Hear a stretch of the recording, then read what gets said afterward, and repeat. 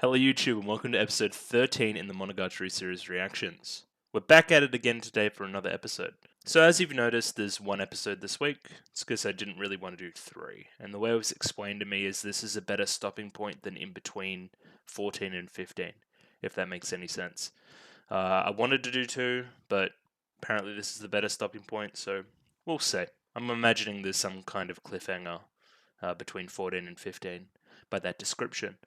And I think we'll benefit from that in the long term. Either way, after next week's kind of episode, there'll be a little bit of a recap of the season, what I thought about it, maybe some stuff like ranking episodes, some tier lists, that kind of thing. We'll see how we go. But anyway, like always, I'm going to dive into the comments and have a little read and see what you guys had to say about the last episode.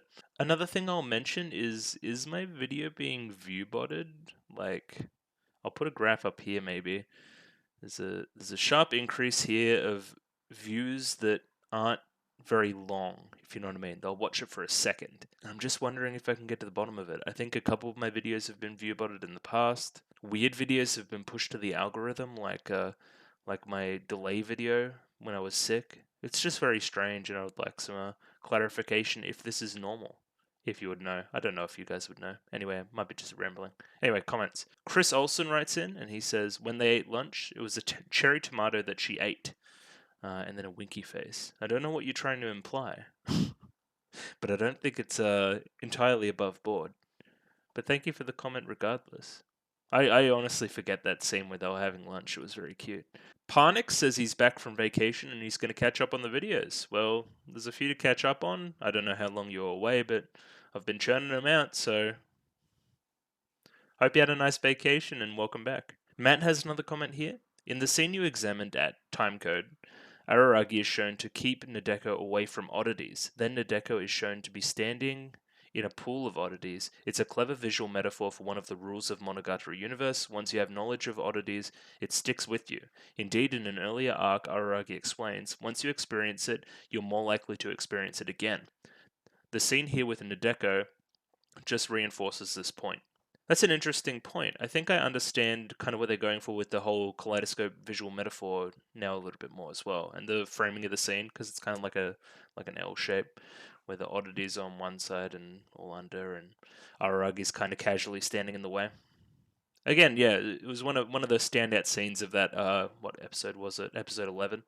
Well, I thought anyway. Just what I've come to expect from Monogatari from my limited experience with it. It was very well done. And I like your interpretation of the scene. Niku Fukin's back again. Wow, episode 11 takes place in one place. Interesting observation. It's essentially true, I would say. Because all the stuff that isn't flashbacks, the stuff that is present day, all takes place in the same place. But we have the flashback kind of before the episode, and there's a flashback in the middle of the episode as well. Kind of helps to break it up a little bit more. Otherwise, maybe that would have been more noticeable.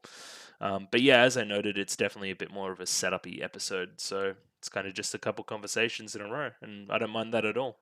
Take this kind of pace over the faster pace of previous arcs any day. How weird it was when Nadeko dodged Araragi when she touched her hair, but didn't dodge when Araragi lifted her skirt. Foreshadow question mark? We're gonna have to see. And yes, Kaguya-sama referencing Bake episodes 12, season 1, episode 2 to be precise. There's referencing Hanekawa's line, I don't know everything, I know what I know, in Kaguya-sama's season 3 trailer. I hadn't noticed that one, but thanks for keeping me up on all my little references there. If you didn't know, Bakemonogatari and Kaguya-sama have the same director. That's why there's so many Bakemonogatari references, and they also have interesting visuals like Bakemonogatari, so you get the same vibe. Do they actually have legitimately the same director? Let me just check that. Yeah, I see what you're getting at. This kind of, even if it isn't literally the director, there's a lot of Shaft Studio crossover there, so it makes sense that they'll be kind of referencing works that he potentially would have worked on previous. Anyway, thank you for the comment. DG Too Drunk back again. You committed the deadly Monogatari reactor sin of talking over the episode 12 ED, and that is a crime which cannot go unpunished, as I've replied there. Yeah, I'm very sorry about that. I thought it was a great opportunity for me to kind of extrapolate my thoughts about the episode while they were still in my head, but I kind of ruined the moment. And I'll try to be cognizant of that in the future. But yeah, thank you for the funny comment, DJ. I like that. Fats is back again as well. Senjogahara, the only character powerful enough to interrupt someone else's arc with her own OP because she hasn't got enough screen time. Exactly. We love our powerful, meta, fourth wall breaking queen. No, but I think that was a very effective technique for what they were trying to do with the Araragi's focus on Senjogahara and Hanekawa for each of the episodes. He continues about the skirt lifting scene. It had me just as confused, but I think it's trying to show how strange Sengoku's boundaries are. From what I can tell, Araragi's just trying to pat her on the head at first, but she dodges. Then immediately after, upon picking up her skirt, she doesn't react at all. I'm sure the light novel makes it slightly more sense, but it's a pretty strange interaction. Yeah, I found it a little bit strange. I'm pretty sure it's just a piece of setup, and it's in the head. I'll keep it in mind, and I'll reference it when needed. I think. But thanks for all the information. I think somebody else a little further up goes into the light novels as well and how they differ in this regard. But thank you for all the comments. Hot Wheels Kids back again as well. I'll try to avoid writing huge walls of text too often. Lol. Is it cool to continue pointing out the differences that I noticed between the books and the adaptation, or do you think there's more value in talking about the show as a standalone thing? Uh, one, don't never stop the walls. It's only because of the format of me reading all these comments, which is maybe a little bit stupid. But I'll try to summarize any walls in the future, like I have done in the past. Just yeah, me reading for a couple minutes straight probably isn't as great, but I love reading the walls. When I get the comment in, I always have a little read, and I'm like, oh yeah, that's very interesting. So please keep it up. With the second question, if you think it's going to add value to what I'm saying, or adds added context, or make me see something in a different light, or any of those kind of things, without being too spoilery, um, fire away. Anything you think will improve the show. That's my kind of that's my philosophy there. Alexander Donglight's back again. The fact that this isn't even the best episode of the show speaks for itself. I don't know if you're talking about Bakemonogatari or Monogatari series as a whole. Either or, I'm very excited. If this isn't the best, I've got the best to come. I'm looking forward to it. Thank you again for the comment. Why comments here? I always viewed Senjogahara not being present that much as part of Araragi's unreliable storytelling. It feels like their relationship and the stuff they do together is too personal to tell anyone. It's really sweet if you think about it this way. Plus, he is very secretive about a lot of stuff, as you'll see down the line, so it just made the most sense to me. Anyway, really enjoying watching the series with you. Rewatch value is kind of epic. It is kind of epic. Even me kind of rewatching it while editing, I always pick up new stuff, which is very cool. And I like the running theory you got there as well. It is very sweet. Um, Again, I'll try to find out a little bit more about this Araragi secrecy stuff. I think the show's been very purposeful in withholding information about his past and that kind of thing, and only implying certain things. I think that's interesting as well, kind of stringing me along a little bit. It's good. Um, but yeah, I like that theory. Thank you very much for the comment. Mad Makashima says one of the best romantic scenes ever? Question mark. A reference to the thumbnail. And then he says yes, yes it is. I'm in agreement. So I really loved that episode 12. I thought it was fantastic. One of the best things I've seen in a while. Benjamin Lee comments here. Found this channel quite recently and now I've caught up with the new episodes of the reaction, so I might as well drop a comment. Great reaction so far. Really enjoying the discussions. Keep up the good work. I will, and thank you for watching. I really appreciate leaving comments like this after you've kind of run through the whole gambit of episodes. He links a time code. Like many have pointed out, this whole Araragi lifting Nadeko's skirt sequence is quite weird in the anime without the inner thoughts of Araragi, which is provided in the novels. Araragi, in an attempt to change the topic, and also to just mess with Nadeko a little, reaches to play with her hair bangs, to which Nadeko dodges away many times. Araragi finds it a little strange how overprotective she is towards her bangs, and wanting to see a more normal reaction, he goes to lift her skirt, hoping that she would react like any normal middle school girls would. Apparently, flipping skirts is quite common prank, even though they probably shouldn't do that. That's really bad. But anyway. Yet Nadeko simply tilts her head and looks at Araragi confused. This sequence ends with a line commenting on how Nadeko is protecting all the wrong places and Araragi is thinking that she is too innocent for her age. My interpretation of this sequence in the novel is that it's trying to show Nadeko's personality in more depth to set up some subtle foreshadowing for how she will react in future events, but some of the nuances were lost in the anime adaptation, resulting in a somewhat weird scene. I apologize if my grammar is a little bit janky. Thank you very much for the comment. I like the novel insight there. That was very cool. Just kind of having a paragraph kind of explaining it. Yeah, and again, it's in the head for future stuff. So we'll see what happens there. But yeah, thank you for the little theory, the little comment there. I really enjoyed it. And the last comment here from Fluxio, I want to say. Just binge watched all your Monogatari reactions, and all I can say is you're putting out great content.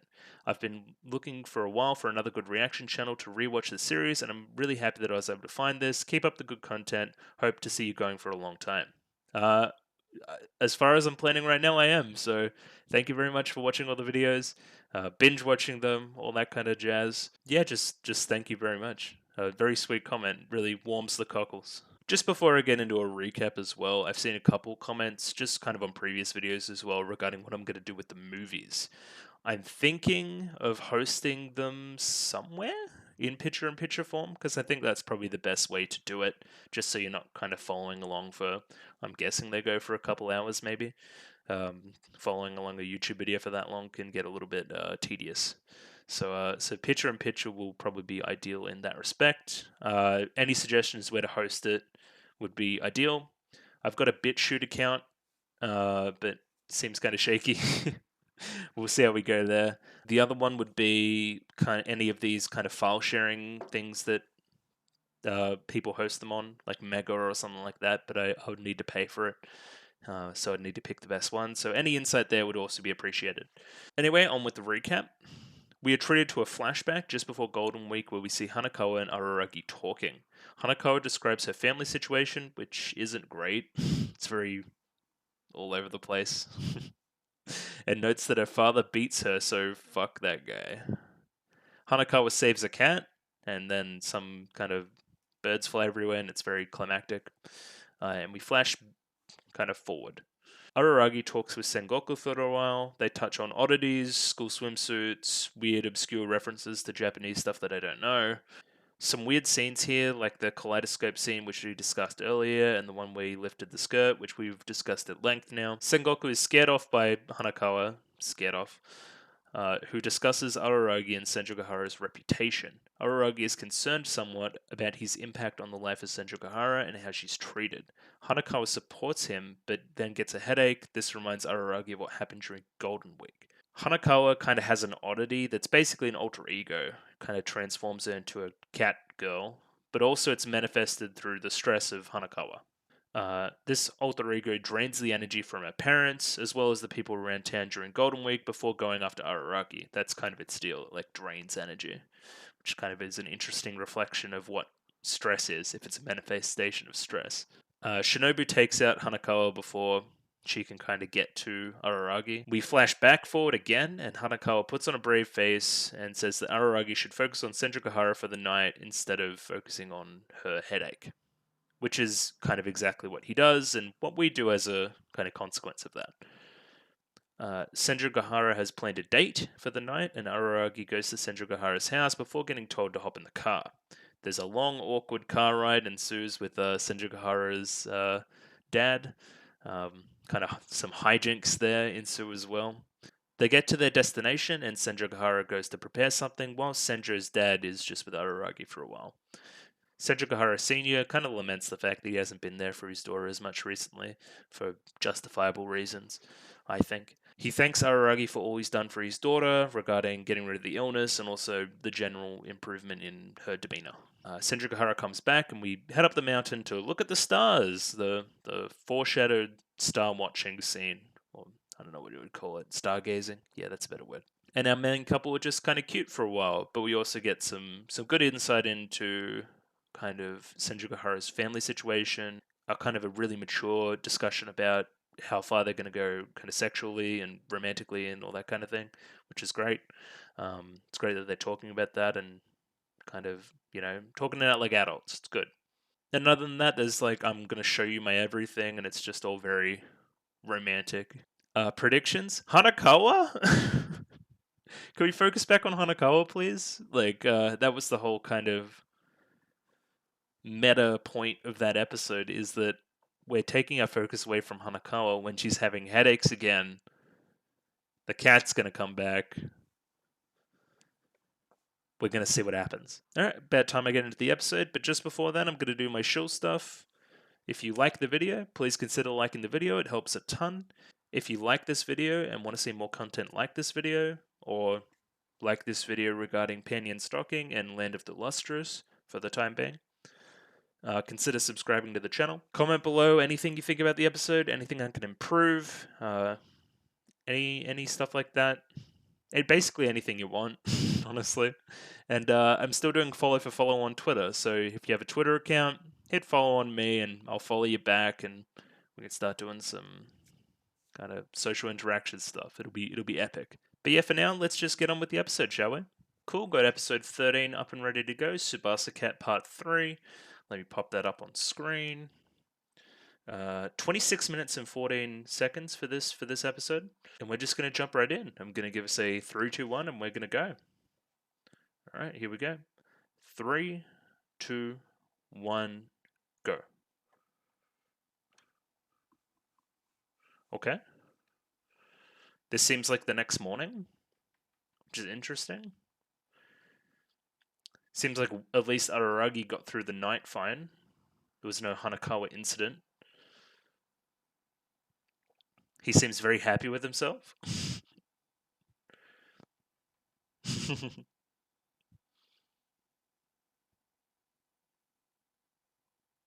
Nice shot reuse there. Ooh, nice little Hachikuji.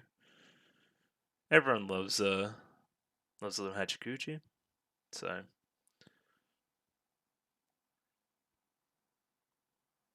what is this look?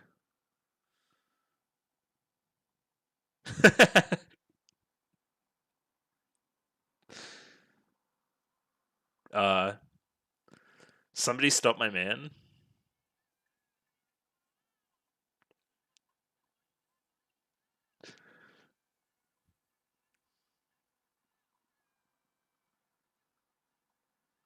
Yeah, all right, he's on one, calm him down. Somebody calm him down. Deserved.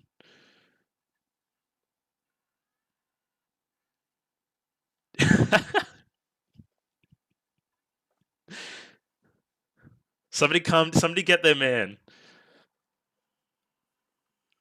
Well, I mean, you kind of started.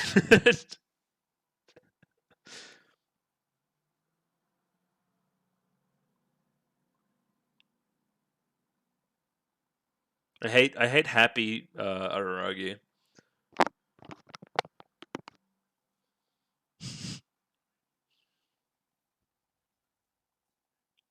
Good, you deserve it.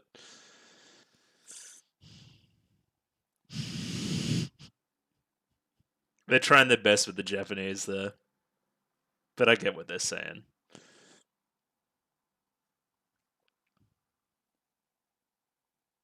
Seventh best. Okay, get a number for old thinger, for old Senjo.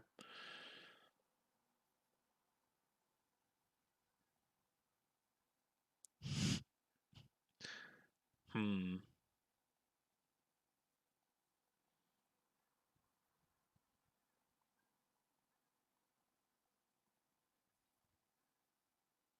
Hmm.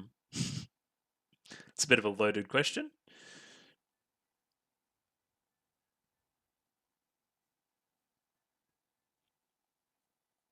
It's more like my savior. Hmm. We'll see.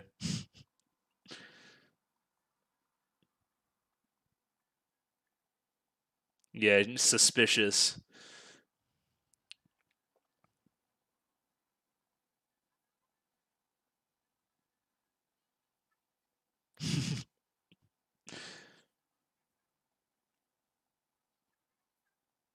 Back to the topic.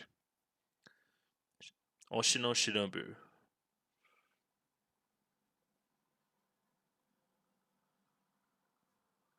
This is all true.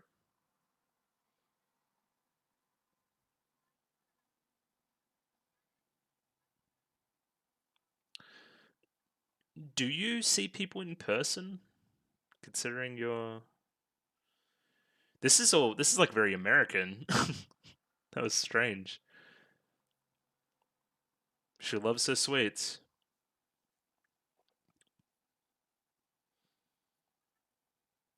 Maybe she escaped to find some sweets. She was sulking about donuts in another episode, if not another pastry. Which is fair enough. If you fondle a ghost, is it really real? Anyway. What did he have to do? What time of day is it? Does he go to school? Okay. Okay, back to the Hanekawa opening. I wonder if the character focus is going to kind of shift a little bit.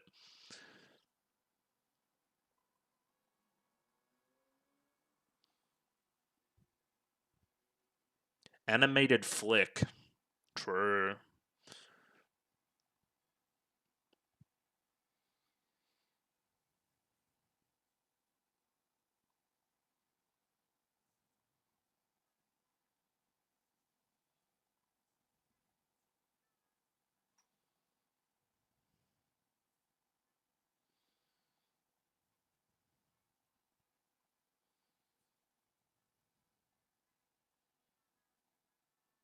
When I finally become a devil, like become Tsubasa Cat.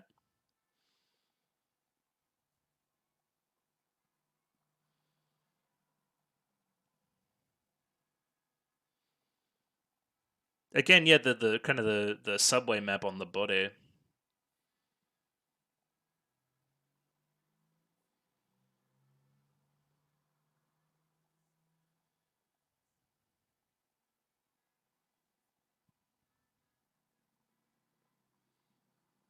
At least let my heart be at your side. Okay.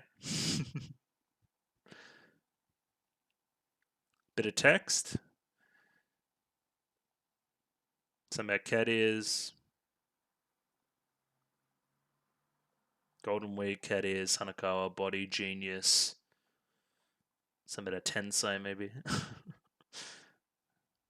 Back at school, I think. Yes. I love these shots. This is similar to a shot episodes ago now. Oh, it's an email, not a call. Oh, is that? Wait. It's not Hanekawa, is it? Think it might be.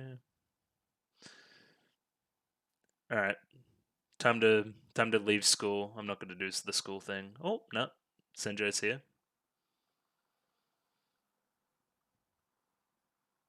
The red on that. Okay.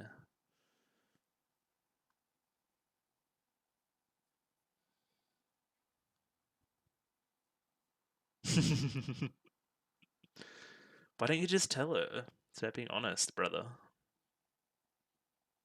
Or is that implied?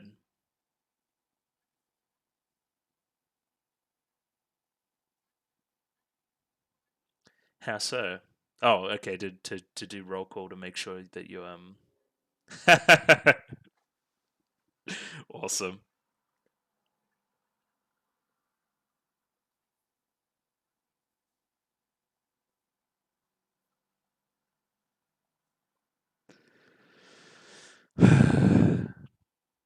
Sounded like someone else entirely in the show. This is so random, but I love it.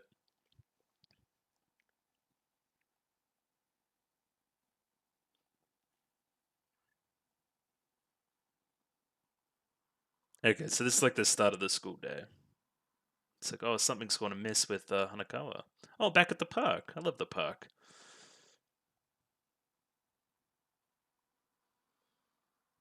Kind of just sitting there looking at the phone. Kind of got a bit of a Sengoku hat going on.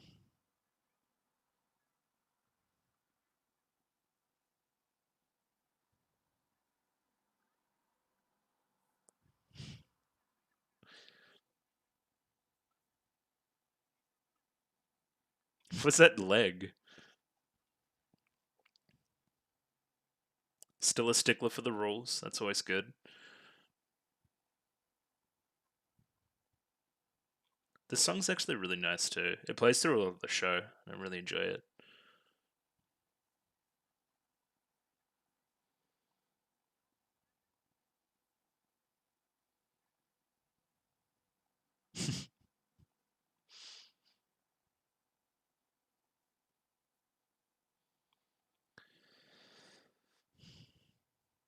Oh yeah, there's like a cultural festival. Okay.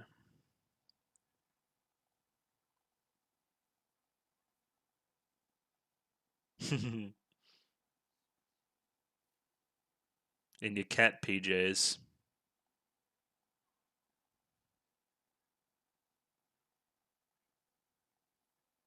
Yeah. Summer.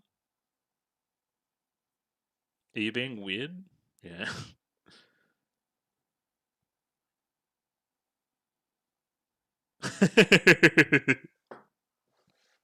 All right.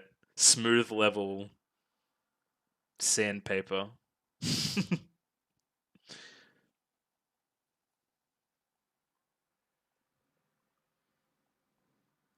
The headaches are gone, but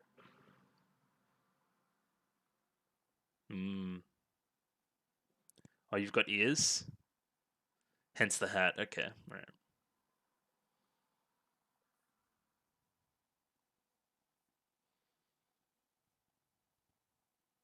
I remember that I forgot something.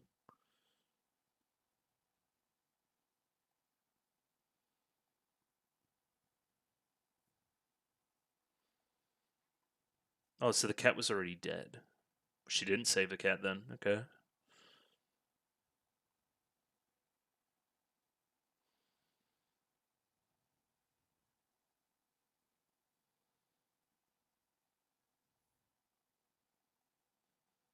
Mm-hmm.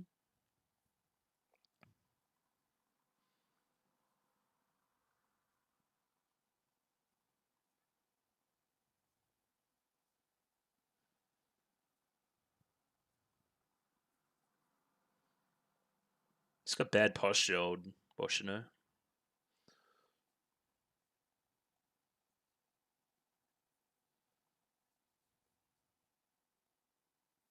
Interesting. Okay.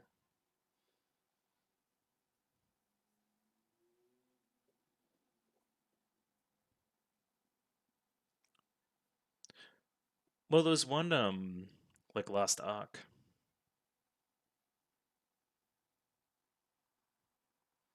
Yeah. Okay.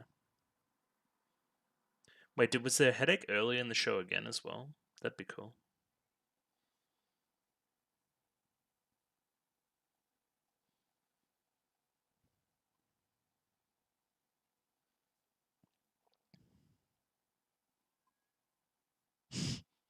Episode.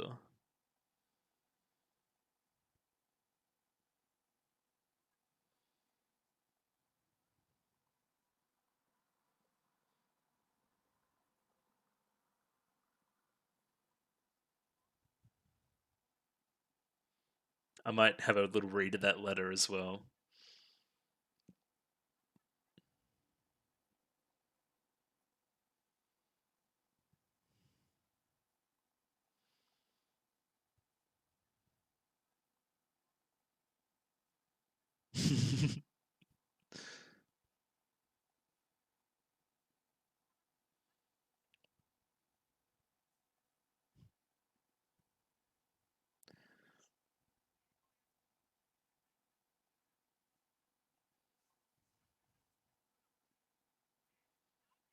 So it's like a radio like comedy show.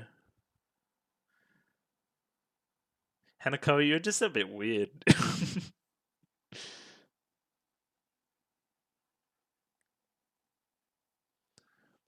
Big bear cat. So it wasn't a cat or anything, it was a panda. Great.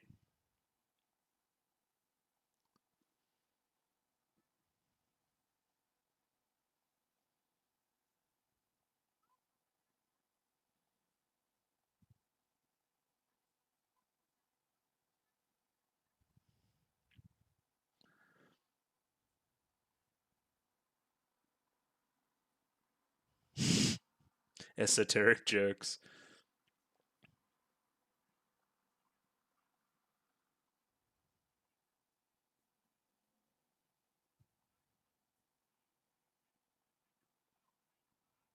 Okay.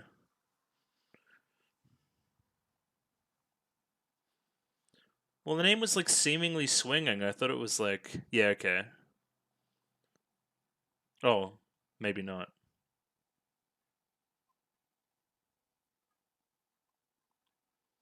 I like how we're just explaining jokes for a while. It's like my job. Well, not job, but my channel. Just explain jokes.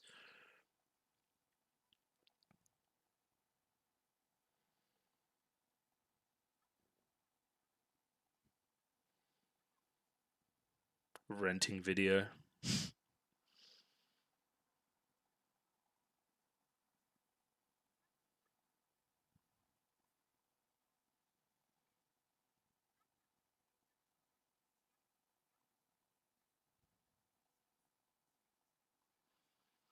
She really loves that radio show.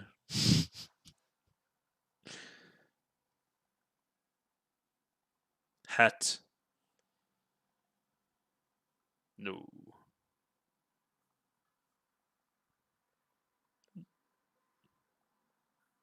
It's a request. Okay, nice recover.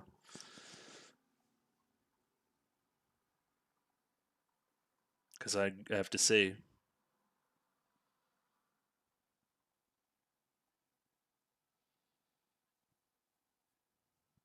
Damn.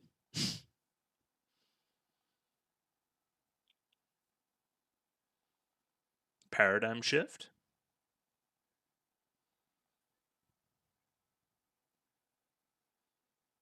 You can't discount your own role in it. That's what Araragi does.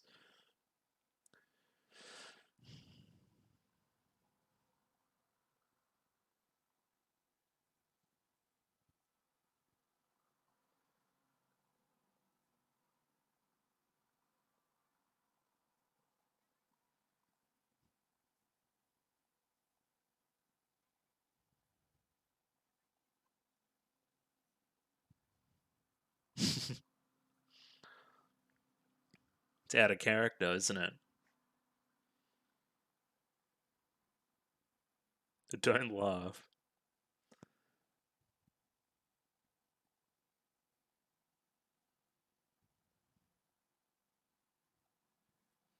Perfect.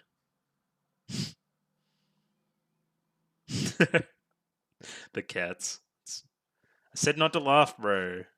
Don't laugh.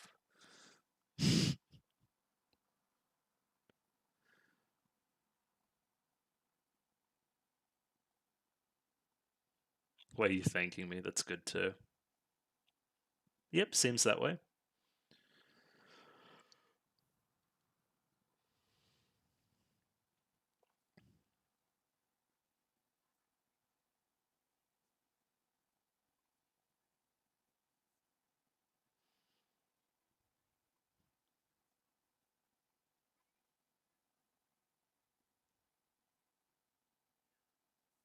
The song's great too. Like, it's actually really good. Is that safe in pajamas? Sure they won't like get caught in the wheels or something? He's been very horny this episode.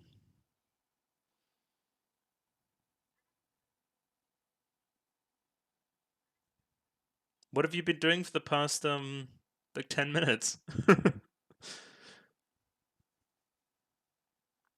Isn't this nice? Hmm. How so? Yeah. It's,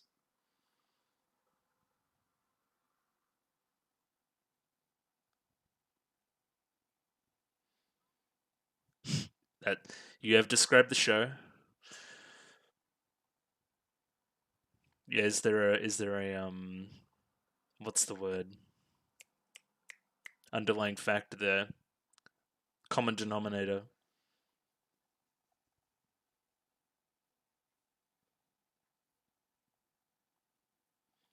Yeah, it did.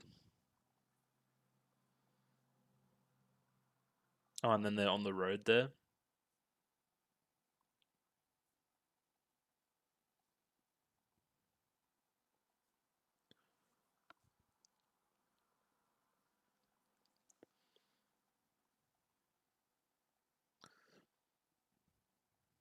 Yeah. Saimin Jutsu? Is that all the eye shots about? Maybe? a little bit.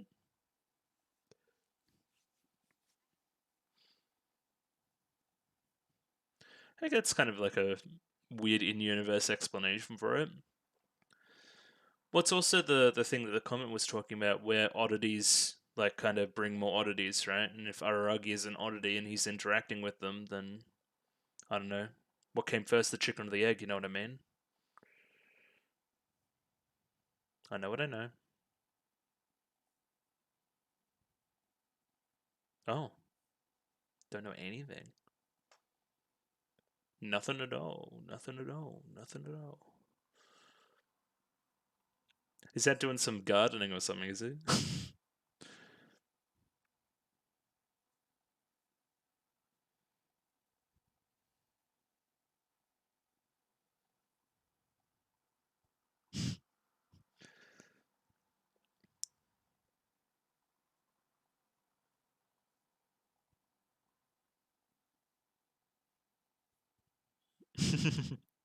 It's what you do most times, yeah.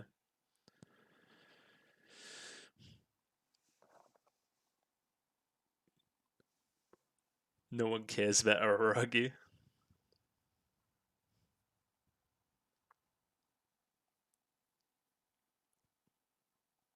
No, we're skipping.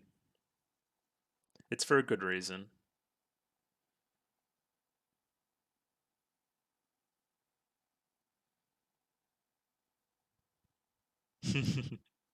Didn't take him long. Yeah, a little bit.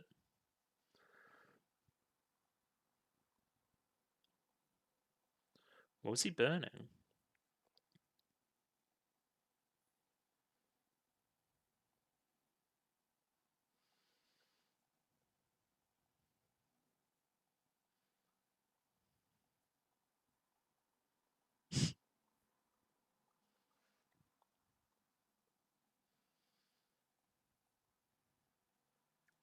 Ghost Cat Legends.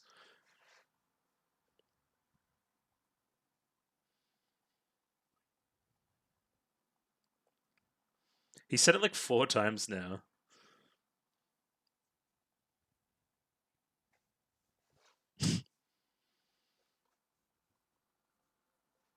Yeah?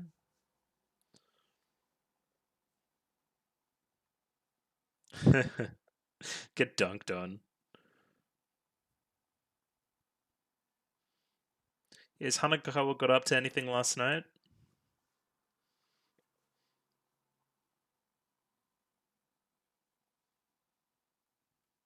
Man, I'm dead.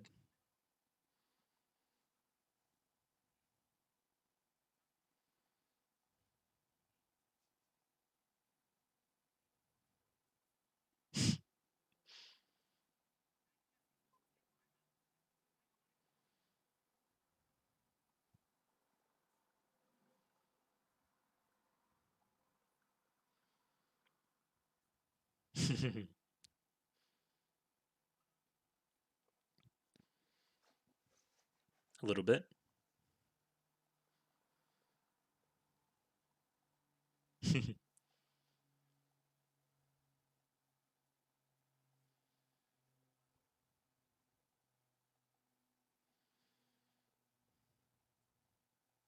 Okay.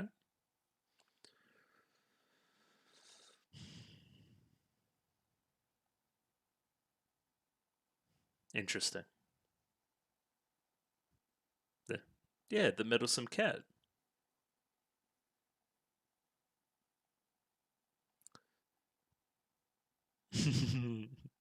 In pajamas.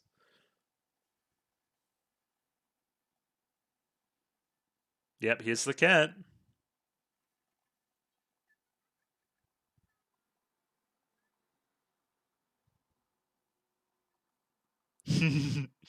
Okay, so it's kind of cognizant of what happens all the rest of the time as well.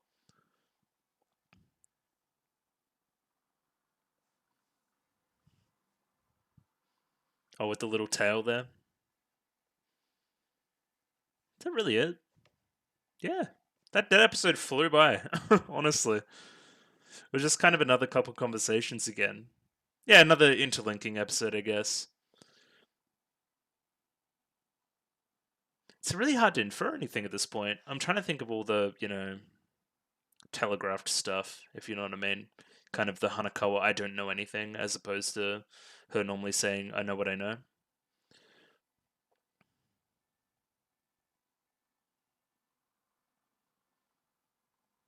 I wonder what's if the stuff with Shinobu is going to impact this at all. That Shinobu was out and about. I guess Shinobu kind of brought an end to the cat last time. So maybe if Shinobu is nowhere to be seen, then that'll be not very good.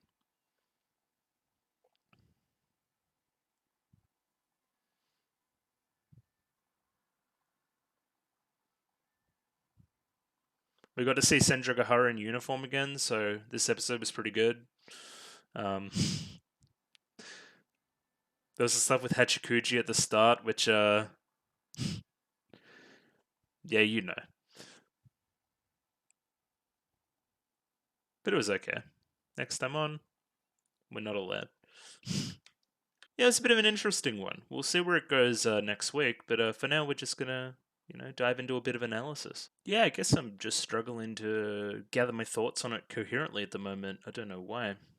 There wasn't really a trick to this episode or anything, if you know what I mean. There wasn't anything overarching. It was just kind of interlinking. Um, if I had the time, it really makes me want to watch another one, but I do not, unfortunately. I guess all we can do is just kind of pop it up on screen here. Just kind of go through it at our leisure, say what we're going to say. Yeah, I'm just going to pause this whenever I see anything of note. So I think this first shot here is actually very clever, now that I'm looking at it, for a number of reasons. The one most obvious one is that those clouds look like cat ears. They think they're slick, but they're not. The other one is we initially don't know. So, okay, your eyes are focused on the character in the center of the frame, right? Um, and you kind of see a location that you've seen before, kind of the playgroundy area that was in the Mayoi snail arc. And we're like, who is that character? Because it can't be Hanekawa, because it doesn't look like how we've seen Hanekawa for the rest of the show up to this point. The hat makes you maybe think, oh yeah, maybe it's Sengoku. She was in the you know previous couple episodes of this arc. Um, she's in our minds, that kind of thing. And it goes past at a rate of knots that's relatively quick. You know what I mean? Before we see the park again. I think it's very clever. It's very quick, and I've only caught it on a rewatch, and that's kind of what you want. I'll say we see some great reuse of shots here. Kind of Araragi's riding along very smugly, very proud of himself, very happy because of what happened last night, and we get some flash frames to it and that kind of thing to remind us. So this shot here gets reused, and there's one a little bit later that I'll find now. This shot here gets reused as well, and I think it's very comedic. I like the way he moves. Very funny. Oh yeah, Hachikuji's also here. Um, and he is now going to do things to her body that probably aren't okay. But anyway, it's kind of meant to show that he's extremely happy at the moment, extremely jovial, even to the point where he's inadvertently sexually assaulting the girl again. But anyway, we're not going to talk about that. Like there's a sinister feeling to this scene, especially this frame moving swiftly onwards. Moving swiftly onwards. At least he gets his comeuppance a little bit, which is good. A lot of great little kind of monocolor impact frames here. There was one when he was kind of creeping up on Hachikuji with the arms as well that I thought was very good. I like how she's just kind of like generally pissed off for the rest of the scene. I think that's quite funny. Like what the fuck are you doing? It's funny. It works. Then yeah, Hachikuji does that classic thing of like mispronouncing names for a while. Just feels like home really at this point. Like what do we even do? Like there's a pun about God, and then this, and then there's like a one frame of them like praying. So they're just goobers and they're just stuffing around. That's good. Again, as noted during Hachikuji's arc, they've kind of got like a brother sister dynamic going on, minus all the sexual assault stuff. Um, but yeah, again, they play off each other well. Hachikuji's kind of talking about. So, okay. Araragi kind of leads into the scene by saying, "Oh yeah, I'm studying for exams at the moment, but I've got like the first best kid and the seventh best kid kind of helping me out at the moment, which makes me feel invincible." And then that gets Hachikuji thinking about comparing the two, and she thinks that he would be a better match for Hanekawa. Or given the choice, that he would pick Hanekawa. And then Araragi just comes out and says it. "I don't think of Hanekawa in that way. She's more like my savior." Interesting. So yeah, whatever happened, and they talk about it a little bit later as well, whatever happened back during spring break, it's obviously extremely impactful for Araragi, and he's very thankful that Hanekawa did what she did, whatever it was, even though she thinks that she has no kind of impact on it all. This kind of philosophy is something that Araragi is accused of a lot. This kind of, well, I didn't do anything. It was Oshino did it. It was somebody else did it. I was just, doing the normal thing. I didn't need any praise. All that kind of stuff, right? Did he kind of learn that philosophy from Hanekawa in a way based on that experience? Yeah, I remember the scene specifically. It's the scene at the end of the Mayuri Snail arc where they're just kind of talking it out. And Senjogahara is kind of like, lots of people knew that I was sick, but nobody helped in the way that you helped in 24 hours. Uh, so I'm imagining that Senjogahara sees Araragi as somewhat of a savior as well. Again, that's an interesting kind of thought, and I think that's kind of where we're going. Like, you don't know how much you've helped somebody, you don't know how much you've saved somebody unless they tell you, and then, humble people never think that they're doing anything that important. I don't know, I wonder what the conclusion there's going to be. It'll be interesting. I think they're setting it up, though. And Hanekawa would probably just straight up turn me down.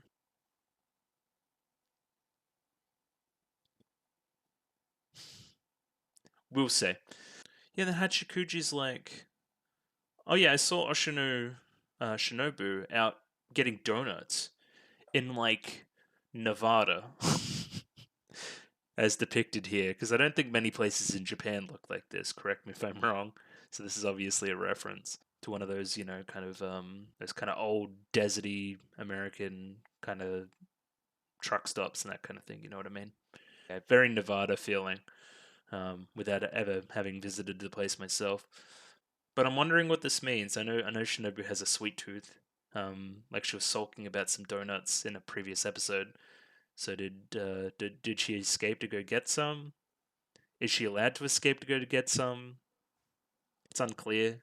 Shinobu was the resolution to the last time that the Tsubasa cat kind of got out of control, the meddlesome cat, I guess I should call it.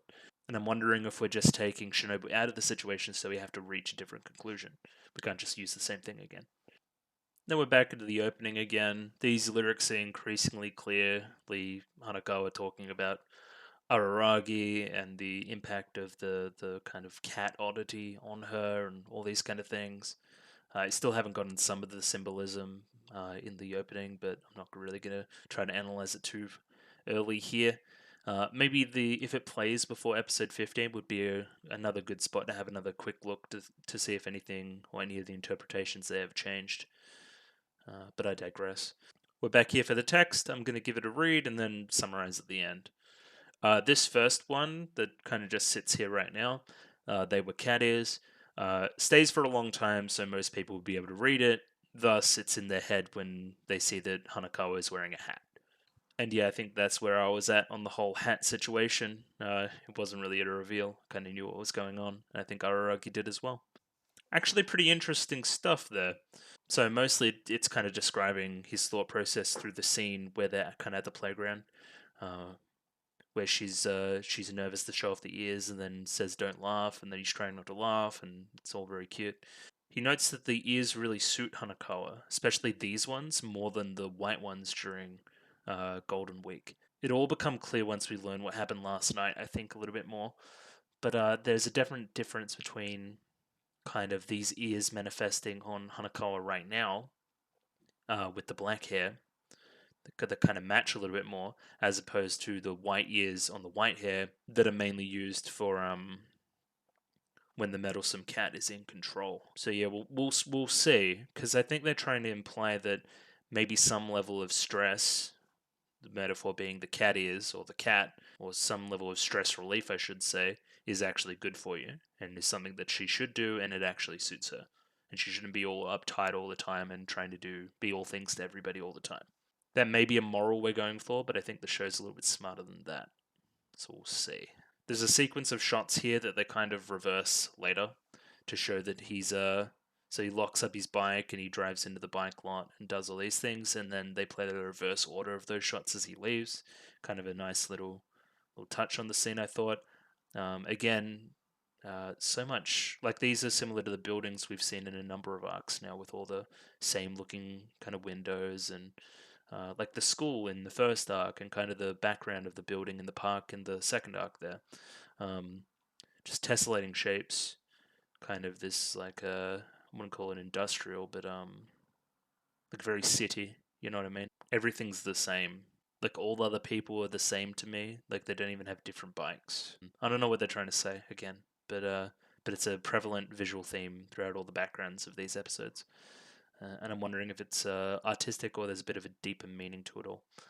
Araragi kind of receives a mail from Hanekawa there, which prompts him to, because he's arriving at school, prompts him to leave school immediately and kind of skip the day. And we get a repeat of the shot here.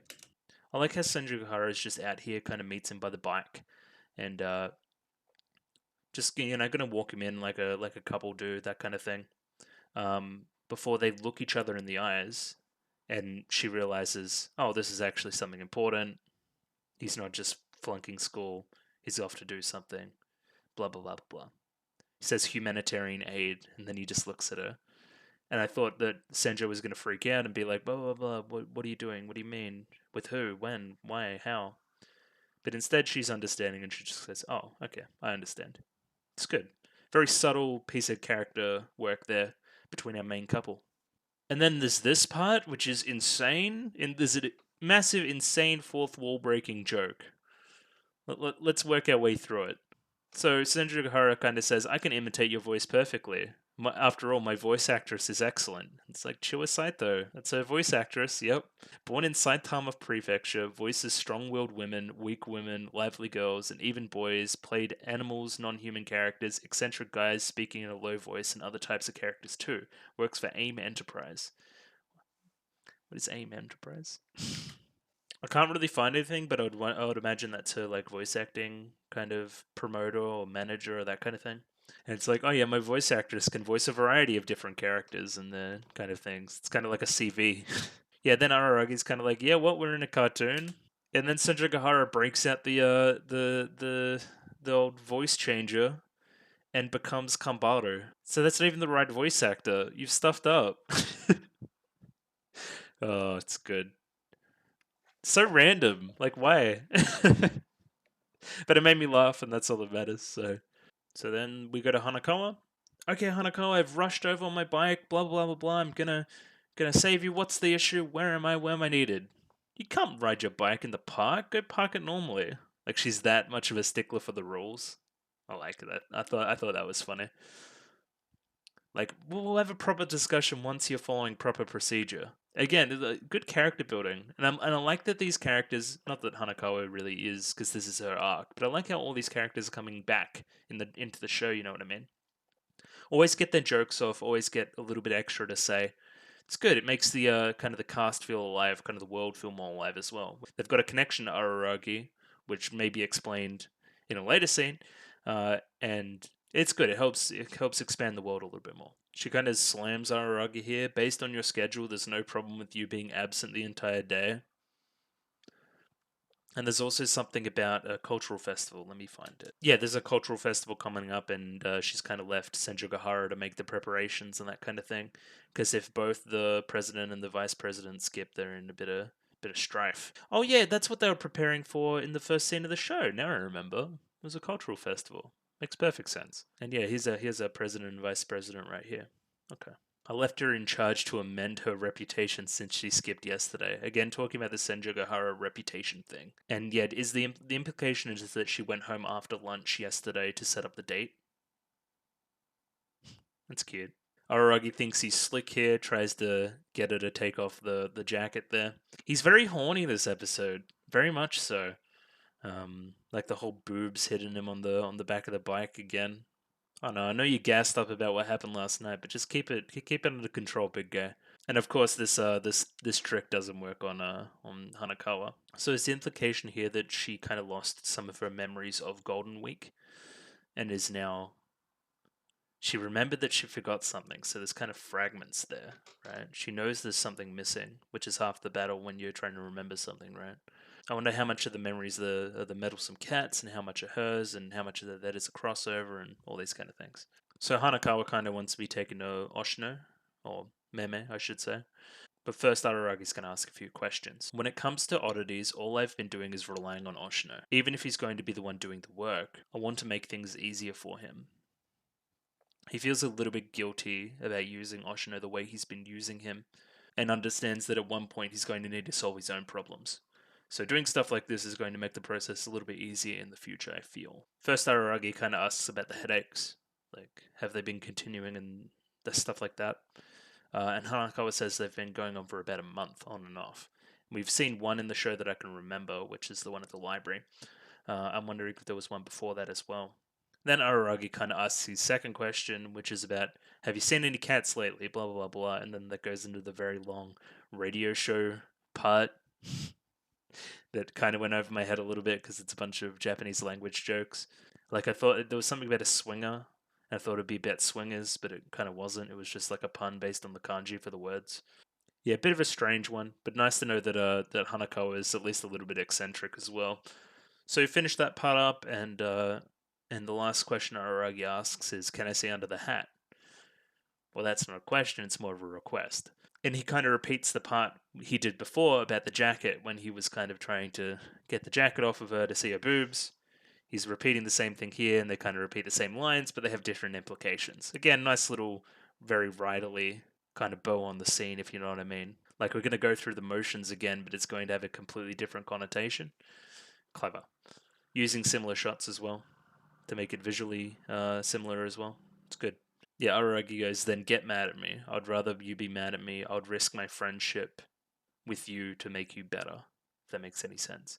I'd rather you never want to speak to me again and you be fine than us being friends and you suffering.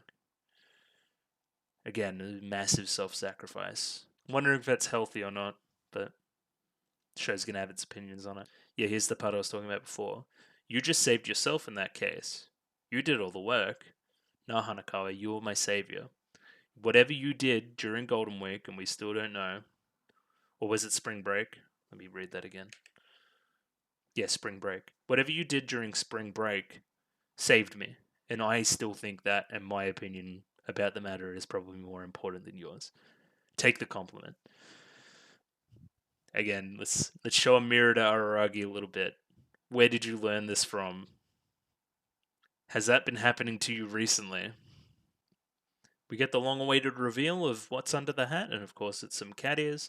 I like the background here is the clouds, making you again think of the shot with the cat ears in the clouds that was in the background of those previous scenes. And yeah, it's blushing Hanekawa in pajamas with cat ears. He says it looks like the sequel to Golden Week, in that way it should be dealt with the same way. Should be easy. So we'll just take you to Oshino Meme and you'll fix up everything. Shinobu. But we'll say. And again, yeah, this scene's just really well written, isn't it? There's another. So the start of the scene was kind of the joke around the bike and her being a stickler for the rules. And now that her mind has kind of been changed, there's been some change in the scene. He's like, "Are you gonna get up me about two people riding a bike being against the law?" She's like, "I want to, but I'll turn a blind eye." It's the small stuff, man. It's just very clever. Makes your brain feel good for realizing this stuff. Even if you yourself didn't realize it, your brain did. And that's why I think I noted at the very end of the episode that felt quick. It's probably because they're using a bunch of this stuff in the dialogue, which makes it, all click. You don't feel the length. Hanako is kind of musing on the kind of conceit of the show. Araragi having to deal with the problems of a bunch of different people, all girls, that have various kind of supernatural oddity problems. Hanekawa implies that it's somewhat of the vampire's charisma that's making this happen, which is kind of an ability of the vampire that Araragi may have retained. I don't know how much it's that or how much of it is oddities attracting other oddities. So Araragi himself being an oddity, and if he's around these people, then the oddities are there, and then it's like a chicken or an egg situation, which came first. Was it that the oddities found him, or he was the oddity that attracted more oddities? You know what I mean? Maybe. I don't know. Maybe I'm rambling. But this was another pretty meta scene, and kind of gives some explanation to the conceit of the show and its kind of harem-esque roots. Like maybe they're all under his spell. Involuntarily? Maybe. Members of the opposite sex are captivated when a vampire looks him in the eye. Maybe that's why there's so many shots of Araragi's eye in the show and him blinking and all these kind of things. Anything's possible. And yeah, each they're riding the bike, and on the bike path, each of the kind of kanji for the arcs is written. I know, nice little clever detail again. Hanekawa's kind of musings here prompt Araragi to say, "You really do know everything, don't you?" And you know, in your brain, you're like, "Oh yeah, she's going to say her catchphrase. I don't know everything. I just know what I know." But instead, she follows it with a, "I don't know everything. I don't know anything." So something is amiss with Hanekawa this morning. We're going to get into it a little bit more with the cat in the next episode and see what kind of happened. But there's a change there, and you know they want you to note it. It's very important.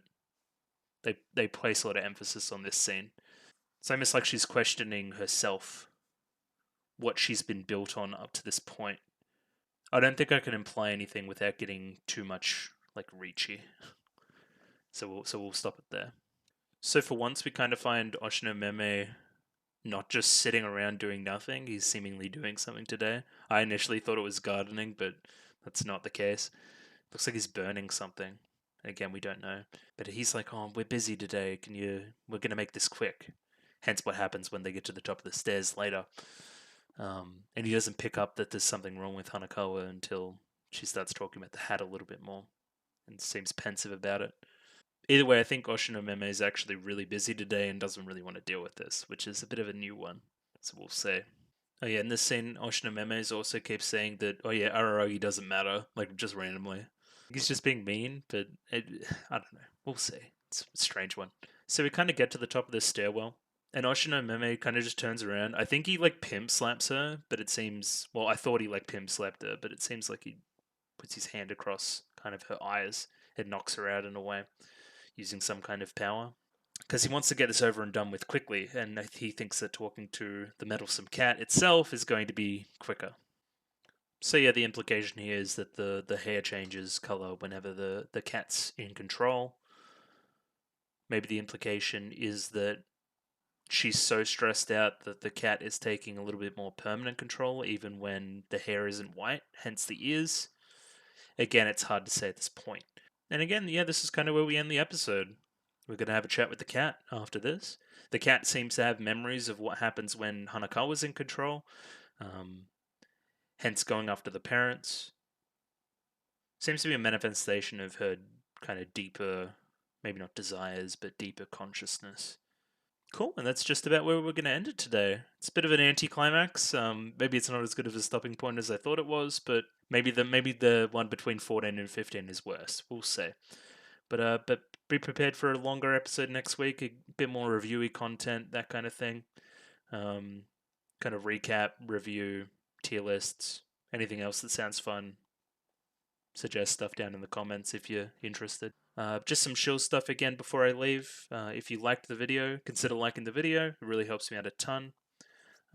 If you like the video and want to see more, as well as Panty and Stocking and Land of the Lustrous, consider subscribing to the channel. Comment below anything that you want, anything about next week's episode, anything about this episode here. They're all very appreciated, and I'll read them out next week. And the last one, just, follow on Twitter at the moment. So if you follow me on Twitter, I'll follow you back, and, you can tweet some funny stuff, and I'll laugh at it. And I'll tweet some funny stuff sometimes, and laugh at it. Like, I had a banger tweet about Love Live. Everyone loves Love Live. Yeah, I'm also watching Licorice Recoil at the moment. It's quite good, so maybe I'll tweet about that as well. But I digress. Thank you very much for watching the video, and I'll see you guys next time. Thank you very much. Cheers.